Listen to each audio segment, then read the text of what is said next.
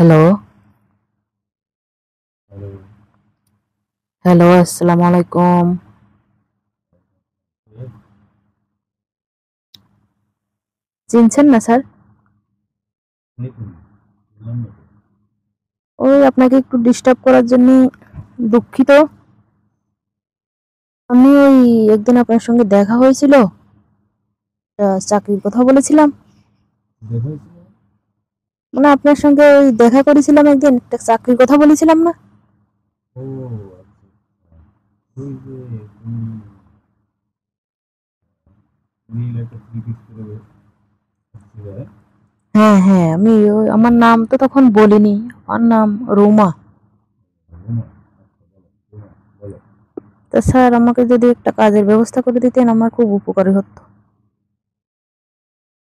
হুম, এখন এমন সময় বলছো, আসলে এখন তো সব অফিসে লোকজন নিচ্ছে না। ঠিক আছে, আহ, কি করে যায় তুমি যখন বলছো, তা আমি একটা ব্যবস্থা করে দিতে পারি। কিন্তু একটা শর্ত আছে। না স্যার, একটা চাকরির ব্যবস্থা করে দিতে বলেছি বলে আমাকে খারাপ কোনো অফার টফার দিবেন না।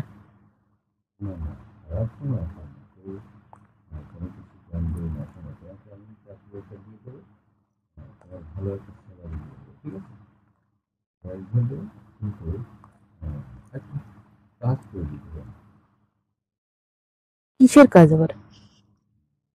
আমাকে মাঝে মাঝে একটু সময় দিতে মাঝে মাঝে আবার অফিসে? হবে, কোনো অসুবিধা হবে। নাকি আমি আপনার পার্টনার হব?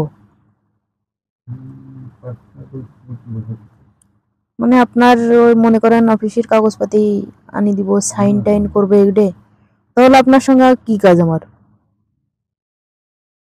আচ্ছা তুমি একদিন আমার সাথে দেখা করো অফিসের বাইরে, ঠিক আছে?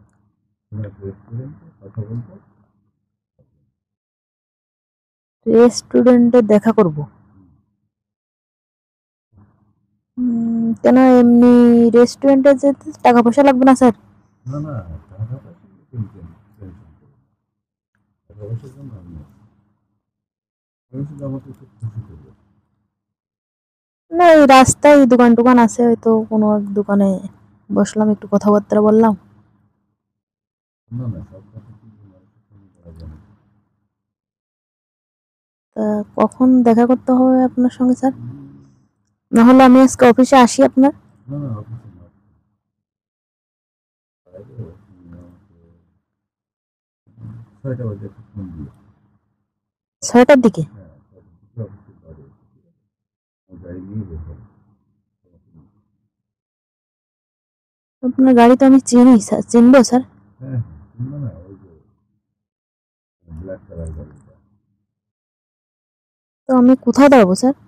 ওই অফিসের সামনে ওই ৩ রাস্তার মোড়ের ওখানে দাঁড়ালাম।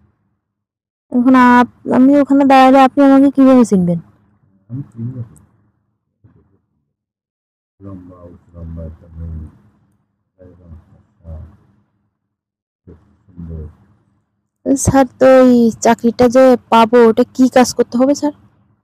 এটা আমি তোমাকে বলবো। না, বলতেছি ওই চাকরি দেবেন না আমাকে একটা? হুম, তো ওখানে আমার কাজ কি?